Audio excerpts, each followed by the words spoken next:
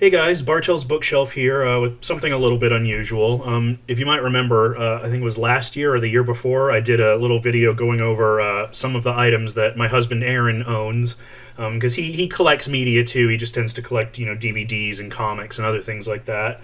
And he suggested making another part to that video, going over some of his new acquisitions that I haven't talked about. And I don't know, some of you guys might find that interesting. So, and I'm coming to a lot of this stuff as an outsider because this is a lot of stuff that he's familiar with, but I'm less familiar with. So, I don't know, you guys might find it interesting. So, let's go. First, I have this DVD that he just got. This is some fairy tales from the Rotten Shed by the Cardiacs. If you don't know, the Cardiacs were a British band. They were headlined by this singer-songwriter Tim Smith. They've been around since the 80s, right, Aaron? Yeah. So they've been Earlier around. than that. Yeah, earlier than the 80s. Okay.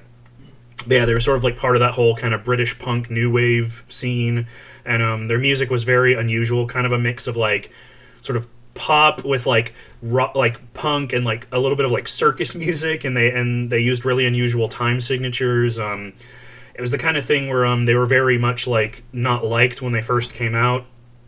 And now, of course, they're like very well respected, and they've been a big influence on a lot of musicians. This specific DVD is a recording of the band playing in a shed with kind of an overarching storyline about them having to like make an album for their producers, right? Something like that. Something along those lines, Yeah. So it's full of just these wild recordings of the band playing these wild songs. And they're very interesting. If you like sort of experimental, sort of rock pop music, you might find it interesting. You can find a lot of these recordings on YouTube, but Aaron wanted to buy the DVD because unfortunately Tim Smith died recently. Was it a cancer or a heart attack? Throat cancer, I believe. I believe it was throat cancer. If it was something else, I'll correct it. So the rest of the band are kind of retiring and closing up shop. So Aaron wanted to buy this before everything shut down. So yeah, there you go. That's that. Another Blu-ray here. We bought this kind of together because we both enjoy this. But this is a Guest House Paradiso, directed by Adrian Edmondson from 1998, I believe, or 99. Let me check. 99. This is the Vinegar Syndrome Blu-ray that was just put out recently. We pre-ordered it and it came in about a month ago. I've mentioned it before, but we're both really big fans of Rick Mayall and Adrian Edmondson. Rest in peace, Rick Mayall. And this is the only feature film they did together. It's not really a Bottom movie, but it basically is a Bottom movie. I like to think of it as almost like an alternate timeline for Bottom. But yeah, it wasn't very well liked when it came out, like a lot of these things that we're into. We're big fans of Rick and Aid, and we love Bottom. We've watched the whole show multiple times together. It's one of our favorite shows, and we love the movie too. And we were really glad that they finally decided to put it out on Blu-ray. As I said, this is from Vinegar Syndrome, who put out a lot of sort of cult movies. They're very similar to Severin and other places like that. So yeah, we were very excited to have this. If you're a fan of these two and you haven't seen this, I highly recommend it. It's very weird, very crazy, cartoony slapstick. But like really, the movie is different from the show in that it has this weird, almost like gothic vibe, right? Would you say? Yeah. Yeah, it's sort of grimy and gross and dark, and it's just very weird, and and there's some really like nasty moments in it, surprisingly. We really really like this, and we were very happy to receive this, and it came with this nice slip case. Another bloody customer. So it's pretty crazy. I highly recommend that if you like sort of cult British comedies. Then, in a similar vein, we got this from Severin, so the other people I just mentioned.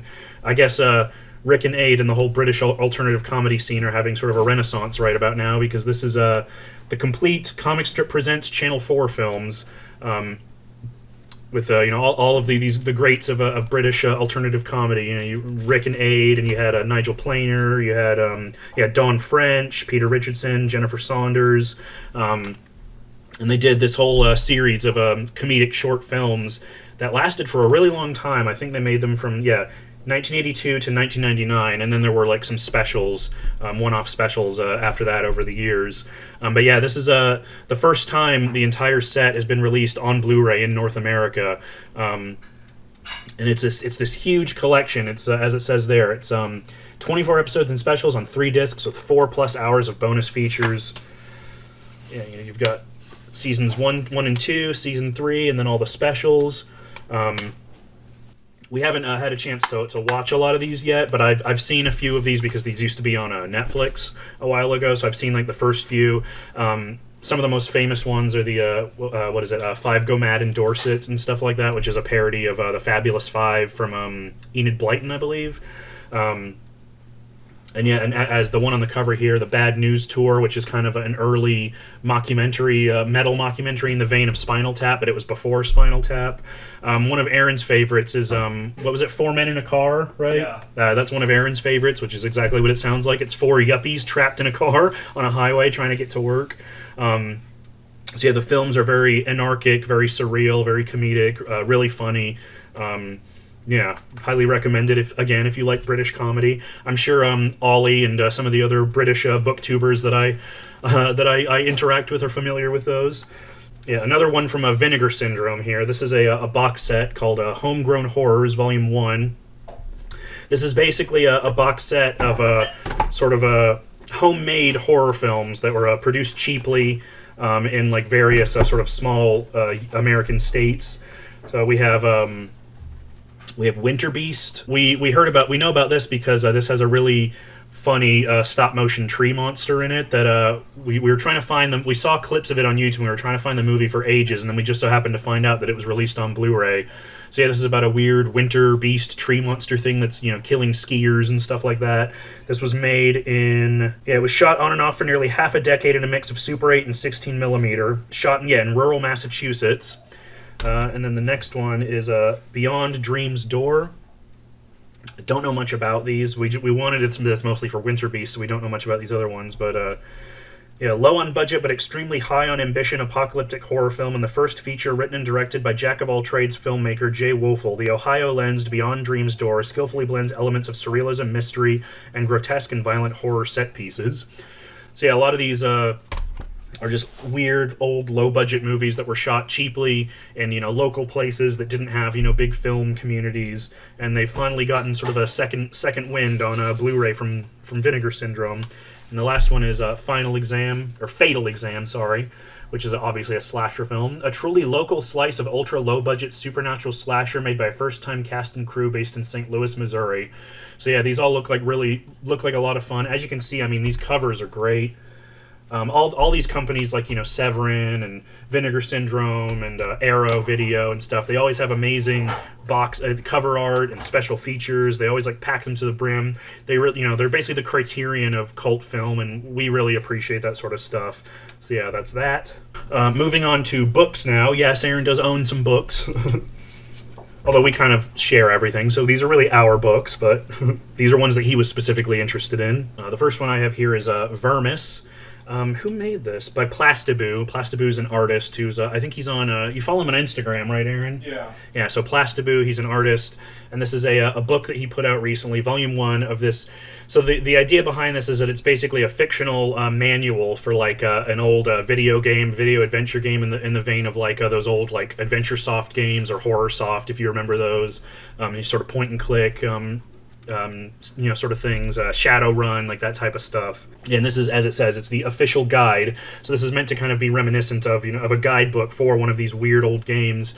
And it's very much in that kind of weird sort of Dark Souls, very surreal, dark fantasy vein, very weird and gross. And you can see some of the art here. The drowsy night below a tree, the silver swamp outskirts. Yeah, the Phantom Parade. So it's a bunch of enemies that you might face, such as the old man, the damsel, the man in pain. And the reason I say it's very similar to Dark Souls is that it does that thing that Dark Souls does, where they don't explain any of the lore to you up front. It's very obtuse and weird and creepy and gothic, and you kind of have to read between the lines. There's the princess's chamber, and there's the princess herself. So it's very spooky, very gothic. And they just, they're coming out with a volume 2, which we just pre-ordered. So if you're into this kind of stuff, I believe it's still available online. I'll post a link in the description if you're interested in this kind of thing. It's very cheap. It's only €15, and you get this full book full of color illustrations. So I highly recommend that. It's very creepy and very imaginative, really cool. Thank you. That's the lychee tea. Next, we have another thing here that we both wanted to read, and that I still have to read. I think Aaron's flipped through it a bit, but this is a movie-making nerd, an autobiography by James Rolfe. Those of you who have been on the internet for a certain amount of time or who are of a certain age don't need to know who James Rolfe is. He's known as the angry video game nerd, but he's been one of the originals on the internet. He's been making videos. He's been doing Angry Video Game Nerd since 2004, but he's been making films since he was a kid. And this is basically an autobiography of his adventures as an independent filmmaker, and creating the Angry Video Game Nerd and all of that stuff. And we ordered this as soon as he announced it. Aaron in particular loves like autobiographies and biographies and stuff like that. And James Rolfe has always been one of our heroes for a very long time. So I'm very excited to read this eventually. You've read some of this, right? Yeah. Yeah. So what did you think of it? It's interesting. I just like hearing his perspective. Yeah. And the cool thing about this book in particular is that it's full of like pictures from his old movies and stuff like that. Which I actually got into James right before he started doing Angry Video Game Nerd. He used to post his old films on studentfilms.com, if any of you remember that. So I actually found out about him before that. I watched Curse of the Cat Lover's Grave and stuff like that. So I used to read. He used to have like all these write-ups of his old movies on his website, and this is basically sort of a book version of that. So I'm really excited to read that. So yeah, there you go. Next, we have a big coffee table book here. This is a Boilerplate: History's Mechanical Marvel by Paul Guinan and Anina Bennett. Again, this came from an online thing. This is basically a fictional history of a fictional robot that was created in the 1800s, I believe. Right, the 1800s is when he was built. Yeah. Yeah, The Incredible Adventures of a Victorian Robot, the world's first robot soldier, designed by Professor Archibald Campion in 1893 as a prototype for the self-proclaimed purpose of preventing the deaths of men in the conflicts of nations. So this book is a fictional history that goes into the creation of Boilerplate and his various adventures across the world as he meets, historical figures and gets involved in various conflicts and world events. As the Telegraph puts it on the back here, it is a masterpiece of fictional reality, and it's very well produced, full of these great fake photos of Boilerplate, Victorian photos. There's a Boilerplate, Houdini and Boilerplate and the Master Mystery, directed by Charles D. Reeves. An old film serial, Hombre Locomotora Encontre Pancho Villa. Just all these fictional pictures and movie posters and sheet music and things that Boilerplate was involved in. Lots of great photos. The Boilerplate model was actually created with one of those old art mannequins that was modified. Yeah, and there's stuff here about during fighting for the against the Ottoman Empire, and there's like all this stuff about World War I. Yeah, there's stuff here about him being involved with Pancho Villa, the Mexican independence and all that. It's a really, really in-depth, very well-researched, very detailed book about a fictional robot, and it's really, really interesting. And in fact, it was so convincing when it was on the original website that Chris Elliott wrote a novel featuring Boilerplate, because he thought Boilerplate was obviously he figured Boilerplate was fictional, but he thought it was an actual robot from the 1800s, a robot character from the 1800s. So he thought it was public domain. So they had to work out a deal with the creator to give him credit and royalties and stuff. But yeah, it's really, really interesting. If you like history and you like sort of that Victoriana, steampunky kind of science fiction stuff, this is really, really cool, really interesting. Highly recommend that. There's 5 volumes of this, but I'll just show volume 1 because they're heavy. This is a comic series that we both enjoy. This is Irredeemable, the premiere edition by Mark Waid. This is created and written by Mark Waid and illustrated by Peter Krause with colors by Andrew Dahlhaus, letters by Ed Dukeshire. This is a really great comic series that we both enjoy. This is basically a story of what would happen if Superman went evil. Superman often goes evil in lots of Elseworlds, alternate reality comic stories and stuff like that. But they always tend to kind of soft pedal it a little bit. He tends to still have that little bit of goodness in him, even in Injustice and stuff like that. He's still not 100% evil. But this is dark. This is the Plutonian in this book does things that are just incredibly horrible and reprehensible, and it really kind of goes into the idea of if you were this godlike being with godlike powers and you could basically do whatever you wanted, what would stop you from indulging in your sickest fantasies and your sickest desires, you know? And it's just a really beautiful deconstruction of kind of the Superman mythos, while also being very respectful of the Superman mythos. Mark Waid is a very knowledgeable author. He's been writing comics for a long time. He's written a lot of great series like Kingdom Come and stuff like that. But I think this is his crowning achievement. This is his magnum opus. In fact, we like these books so much that we bought these premiere editions. There's 5 of these, 5 volumes. Really beautiful hardcovers with full page art and everything. There's the Plutonian there, going all crazy. And it's also a very interesting book because it delves into what it would take to defeat an invulnerable superhero like the Plutonian, you know. So it's just there's a lot of interesting sort of logistics and the way that it kind of pokes fun at comic tropes while also kind of very lovingly indulging in them. Mark Waid, as I said, is a very knowledgeable writer, very empathetic, very smart. He also did a really good run on Daredevil. He's done a ton of great comics, but yeah, this is his magnum opus as far as Aaron and I are concerned.